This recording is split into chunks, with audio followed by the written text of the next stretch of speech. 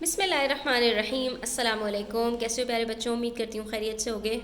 Page number 294 के ऊपर हम chapter number 14 properties of four sided figures के प्रैक्टिस क्वेश्चन सॉल्व कर रहे हैं। ठीक है, प्रैक्टिस क्वेश्चंस हम पेज नंबर 293 के ऊपर 1 से लेकर 3 तक कर चुके हैं। आज हम करेंगे क्वेश्चन नंबर 4 से 6 तक, तो वीडियो एंड तक देखिएगा और इसमें जो है वो मेरे साथ साथ चीज़ों को अंडरस्टैंड करने की कोशिश कीजिएगा। ठीक है, हम इसके अंदर प्रॉपर्टीज़ को स्टडी कर रहे हैं और उसके अकॉर्डिंगली हम क्वेश्चंस को सॉल्व कर रहे हैं। हमसे यहाँ पर कहा जा रहा है find the unknown marked angle in each rhombus. अब रोम्बस के पहले आप थोड़ी थोड़ी प्रॉपर्टीज अपने दिमाग में लेकर आ जाइए कि रोम्बस के अंदर जो ऑपोजिट एंगल्स होते हैं वो हमेशा इक्वल होते हैं। इसी तरह से रोम्बस के अंदर अगर हमारे पास कोई डायगोनल लाइन आ जाए, यानी कि ऑपोजिट एंगल्स के बीच में कोई लाइन बन जाए, तो जो दोनों एंगल्स फॉर्म होते हैं वो दोनों भी आपस में इक्वल होते हैं। ठीक है, और ये जो ऑपोजिट एंगल्स होते हैं ये भी इक्वल होते हैं। यानी अगर रोम्बस के बीच में कोई लाइन बनी है तो ये जो चारों एंगल्स हैं ना ये हमेशा इक्वल होंगे, कि ये दोनों भी अगर 65 हैं तो ये दोनों भी 65 ही होंगे। ठीक है, तो ये कुछ प्रॉपर्टीज हैं जो अगर आप रोम्बस को क्वेश्चन को सॉल्व कर रहे हैं तो पहले से अपने पास नोट डाउन कर लीजिए। उसके अलावा एक चीज़ और है स्टूडेंट्स, वो ये कि हमेशा यहाँ पर जो दो एंगल्स होते हैं इनका सम मिलकर, यानी कि जो ये दोनों एंगल्स हैं, ये वाला एंगल और ये एंगल, सिर्फ ये दोनों एंगल्स की बात नहीं करी मैं, ये पूरा एंगल, ठीक है, किसी एक पॉइंट के ऊपर भी जो पूरा एंगल बनता है, तो इस तरह के दो एंगल्स जो एडजेसेंट एंगल्स होते हैं उनका सम 180 डिग्रीज होता है। ठीक है, अच्छा, अब यहाँ पर हमें एंगल x फाइंड आउट करना है, तो या तो हमें ऑपोजिट एंगल पता चल जाए और या फिर हमें यहाँ पर ये जो ट्रायंगल फॉर्म हो रहा है इसमें से दो एंगल्स पता चल जाए। तो ये तो हमें पता चल गए दो एंगल्स, तो अब एंगल x फाइंड आउट करना हमारे लिए कुछ भी मुश्किल नहीं है। हम इन दोनों को ऐड करेंगे, हमारे पास आंसर क्या आएगा 130 डिग्रीज। 130 को हम 180 में से माइनस कर देंगे तो हमारे पास आंसर आ जाएगा ये एंगल x, और ये कितना आएगा हमारे पास 50 डिग्रीज। आप चाहें तो इसको चेक भी कर सकते हैं।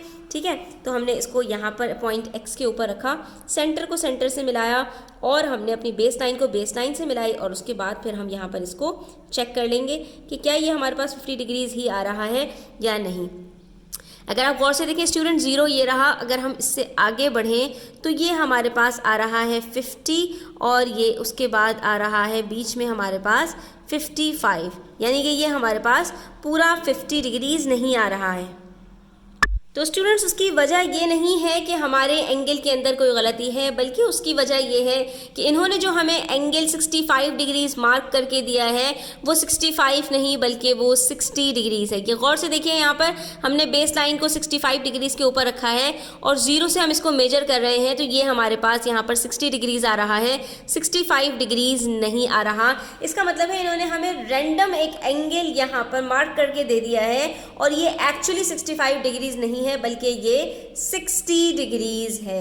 इसी वजह से हमारे पास यहाँ पर जो आंसर आ रहा है वो इस प्रोटेक्टर से मैच नहीं कर रहा, क्योंकि जो एंगल इन्होंने हमें जो दिया हुआ है यहाँ पर जो हमारे पास गिवन है वो भी इससे मैच नहीं कर रहा। इसकी वजह से हमारे जो आंसर है वो प्रोटेक्टर के अंदर अलग आ रहा है और इस फिगर के अंदर अलग आ रहा है। तो इसलिए आपको अगर चेक करना है तो आप तीनों एंगल्स को इस प्रोटेक्टर से चेक करेंगे, फिर आपके पास 180 डिग्रीज आंसर आ जाएगा। ठीक है, अच्छा, उसके बाद पार्ट बी देखिए, इसमें भी हमारे पास रोम्बस है। तो हम सबसे पहले यही कर लेते हैं कि इस रोम्बस को हमने क्या करना है, इन्होंने स्प्लिट कर दिया है। तो हम कहेंगे कि भाई अगर एक हमारे पास 50 डिग्रीज है तो इसके साथ वाला जो एडजेसेंट है वो भी 50 डिग्रीज होगा, और जब ये दोनों 50 डिग्रीज है तो इनके ऑपोजिट में भी दोनों एंगल्स हमारे पास 50 डिग्रीज होंगे। इस तरह से हमारे पास ये एंगल x वो 50 डिग्रीज आ जाएगा। और इसकी वजह यही है स्टूडेंट्स, पेज नंबर 288 के ऊपर हमें इन्होंने एग्जाम्पल क्वेश्चन के अंदर बताया था कि जब रोम्बस के अंदर किसी भी पॉइंट से ऑपोजिट पॉइंट तक हम कोई डायगोनल ड्रॉ करते हैं तो वहाँ पर हमारे पास जो ट्रायंगल्स फॉर्म होते हैं वो आइसोसेलेस ट्रायंगल्स होते हैं। आइसोसेलेस ट्रायंगल किसको कहते हैं, जिसमें दो साइड्स हमेशा इक्वल होती हैं और उसके ऑपोजिट में जो हमारे पास दोनों एंगल्स फॉर्म होते हैं वो भी हमेशा इक्वल होते हैं। इसी वजह से जो डायगोनल हम ड्रॉ करते हैं जिसकी वजह से दो एंगल्स 4 एंगल्स में स्प्लिट होते हैं, तो ये चारों आपस में हमेशा इक्वल होते हैं। इस प्रॉपर्टी को याद रखोगे, बहुत मजा आएगा क्वेश्चन को सॉल्व करने में। सारा का सारा कमाल आपका इसके अंदर इस प्रॉपर्टी को याद रखने में है कि जब भी रोम्बस के अंदर कोई डायगोनल ड्रॉ करते हैं किसी एक पॉइंट से ऑपोजिट पॉइंट तक, तो हमारे पास हमेशा जो चारों एंगल्स फॉर्म होते हैं वो हमेशा इक्वल होते हैं। अगर एक भी एंगल पता है आपको तो बाकी तीन आप आराम से मार्क कर सकते हैं। इसी तरह से अब यहाँ पर हमसे कह रहे हैं दो ट्रेपीजियम है और इसमें हमने एंगल एक्स फाइंड आउट करना है। तो एंगल एक्स फाइंड आउट करने के लिए स्टूडेंट्स हमें बस एक ही प्रॉपर्टी याद रखनी है कि जो दो एडजेसेंट एंगल्स होते हैं दो पैरेलल लाइंस के बीच में, ठीक है, यानी पैरेलल लाइंस के बीच में, पैरेलल साइड्स के बीच में जो दो एंगल्स फॉर्म हो रहे होते हैं इसका सम 180 डिग्रीज होता है। इसका मतलब ये है कि अगर किसी एंगल को बीच में स्प्लिट कर दिया जाए और तीन एंगल्स बन जाए तो इन तीनों का सम मिलकर 180 डिग्रीज बनेगा। ठीक है, अभी तो ये एक एंगल था, फिर बीच में एक लाइन ड्रॉ करके दो एंगल्स में इसको स्प्लिट कर दिया। अब हम क्या करेंगे कि ये जो दो एंगल्स हमारे पास गिवन है ना, इन दोनों को हमने प्लस करना है। हमारे पास क्या आंसर आएगा, 106 प्लस 50 का 156। अब इस 156 को जब 180 में से माइनस करेंगे तो एंगल एक्स हमें खुद ब खुद पता चल जाएगा और वो हमारे पास क्या आएगा 24 डिग्रीज। इसका मतलब है कि ये एंगल एक्स हमारे पास 24 डिग्रीज है, क्योंकि 24 प्लस 156 हमारे पास 180 डिग्रीज बन जाता है। इसी तरह पार्ट बी में देखिए, यहाँ पर भी हमारे पास एक ट्रेपीजियम है। अब इस ट्रेपीजियम को किस तरह से सॉल्व किया जाए, इसके अंदर तो ऐसा नहीं होता कि हमारे पास जो ऑपोजिट एंगल्स हैं वो इक्वल होंगे। तो फिर अब क्या करें स्टूडेंट्स, तो फिर अब हमने ये करना है कि हमारे पास यहाँ पर एक ट्राइएंगल फॉर्म हो रहा है। ठीक है, यहाँ पर इसके अंदर आप इसको पैरेललोग्राम के अकॉर्डिंगली अगर करेंगे तो आपका आंसर गलत हो जाएगा बच्चों। इसीलिए कहती हूँ प्रॉपर्टीज पर आपने इसको ध्यान देना है। अब हम इसके अंदर क्या करेंगे, एक ट्राइएंगल में हमें नजर आ रहा है दो एंगल्स गिवन है। ठीक है, हम ये करेंगे कि हम ये वाला एंगल फाइंड आउट करेंगे पहले। ठीक है, तो हमने इन दोनों को ऐड किया, 86 प्लस 28 कितना होता है 114 डिग्रीज। और जब इन दोनों का सम हमारे पास आ गया तो हमने 180 डिग्री में से इसको माइनस किया और हमारे पास आंसर आ गया 66 डिग्रीज। अब ये जो एंगल हमने निकाला है स्टूडेंट्स, तो हमारे पास ये दो पैरेलल साइड्स हैं और पैरेलल साइड्स के बीच में बनने वाले जो दोनों एंगल्स होते हैं इनका सम 180 डिग्री के बराबर होता है। इसलिए अब हम क्या करेंगे कि 66 को 86 के साथ प्लस करेंगे और जो हमारे पास आंसर आएगा उसको हमने यहाँ पर 180 में से माइनस करना है। ठीक है, तो इस चीज़ को अंडरस्टैंड करना आपके लिए बहुत ज़्यादा इम्पॉर्टेंट है कि यहाँ पर हमने कौन से एंगल को प्लस करना है कि जिसका सम 180 डिग्रीज आता हो। तो ट्रेपीजियम को सॉल्व करते हुए आपने इस चीज़ का बहुत ज़्यादा ध्यान रखना है कि दो ऑपोजिट साइड्स जो आपके पास पैरेलल होंगी उसके बीच में बनने वाले दो या तीन एंगल्स, अगर बीच में स्प्लिट कर दिया है उसको एक एंगल को दो एंगल्स में, तो ये वाले जो एंगल्स हैं इनका सम 180 डिग्रीज होगा। इसी तरह से यहाँ पर ये जो तीनों एंगल्स बनेंगे इसका सम 180 डिग्रीज होगा, लेकिन इन तीनों एंगल्स का 66, 28 और ये जो तीन यहाँ पर एंगल्स बनेंगे इनका सम 180 डिग्री नहीं होगा, क्योंकि ये दोनों हमारे पास पैरेलल साइड्स नहीं है। सिमिलरली यहाँ पर ये जो तीन एंगल्स बनेंगे इनका सम भी 180 डिग्री नहीं होगा, क्योंकि ये दोनों साइड्स पैरेलल नहीं है। तो जो सिर्फ पैरेलल साइड्स हैं उसके बीच में बनने वाले जो एंगल्स हैं उनका सम 180 डिग्रीज होगा। इस चीज़ को आपने याद रखना है। अब देखिए क्वेश्चन नंबर 6 जो कि है एक पैरेललोग्राम से रिलेटेड, और इसमें हमसे कह रहे हैं कि भाई ये वाला जो एंगल है आपके पास ये आपने फाइंड आउट करना है जो कि है आपके पास TSR। ठीक है, और दूसरा एंगल आपको फाइंड आउट करना है वो कौन सा है आपके पास RQT, यानी ये जो दो एंगल्स हैं ना ये हमें फाइंड आउट करने हैं।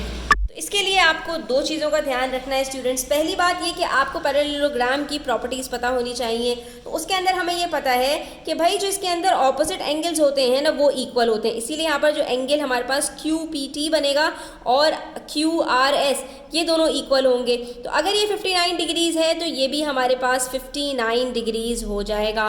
ठीक है, अच्छा उसके बाद हमें एक और प्रॉपर्टी पता होनी चाहिए कि पैरेललोग्राम के अंदर हर दो एंगल्स जो एक साथ बन रहे होते हैं, जैसे ये दोनों एंगल्स हैं, जैसे ये दोनों एंगल्स हैं, जैसे ये दोनों एंगल्स हैं, इनका सम हमेशा 180 डिग्रीज के बराबर होता है। तो इसका मतलब है कि ये वाला एंगल तो हम बड़ी आसानी से फाइंड आउट कर लेंगे, क्योंकि ये वाला एंगल हमें पता चल गया है। हमने क्या करना है 180 में से 59 डिग्रीज को माइनस करना है और हमारे पास आंसर आ जाएगा यहाँ पर कितना 121 डिग्रीज। इसका मतलब है ये एंगल S हमारे पास कितना है 121 डिग्रीज है। ठीक है, और जो दूसरी चीज़ का आपको ध्यान रखने को मैंने कहा था वो ये है स्टूडेंट्स कि आपने देखना है कि क्या कोई ट्रायंगल बन रहा है ऐसा जिसके दो एंगल्स गिवन हो, तो इसका मतलब है यकीनन उससे रिलेटेड हमारे पास कुछ ना कुछ जो है वो सोल्यूशन तक पहुंचने का तरीका होगा।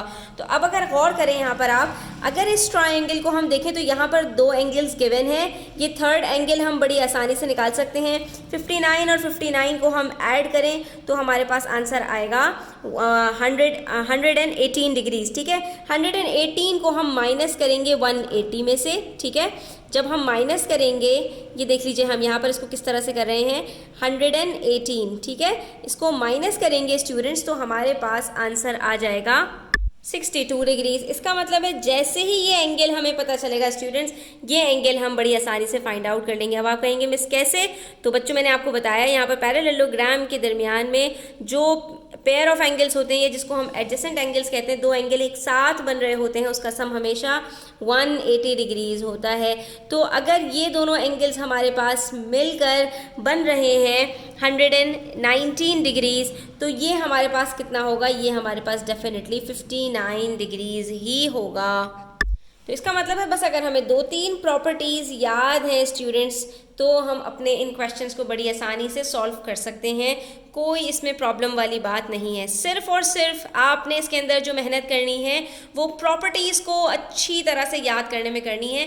फिर जैसा भी क्वेश्चन आपके पास आएगा, आप कुछ ना कुछ ट्रिक लगाकर और उस क्वेश्चन को सॉल्व कर लेंगे। कहीं पर ट्राइंगल की मदद से आपका क्वेश्चन सॉल्व हो जाएगा, कहीं पर ऑपोजिट एंगल्स की मदद से आपका क्वेश्चन सॉल्व हो जाएगा, कहीं पर ये जो दो एडजेसेंट एंगल्स हैं इसकी मदद से आपका क्वेश्चन सॉल्व हो जाएगा। बस आपने ये देखना है कि आपने अपने क्वेश्चन को कहाँ से सॉल्व करना स्टार्ट करना है, ठीक है। यहाँ पर हमारी आज का जो लेसन है वो कंप्लीट होता है। आई होप स्टूडेंट्स आपको इसमें मज़ा आया होगा, बहुत कुछ सीखने को मिला होगा। वीडियो अच्छी लगी हो तो लाइक कीजिएगा, अपने फ्रेंड्स के साथ शेयर कीजिएगा। चैनल सब्सक्राइब नहीं किया तो सब्सक्राइब कर लीजिए। अपना ख्याल रखिएगा। अल्लाह हाफिज़।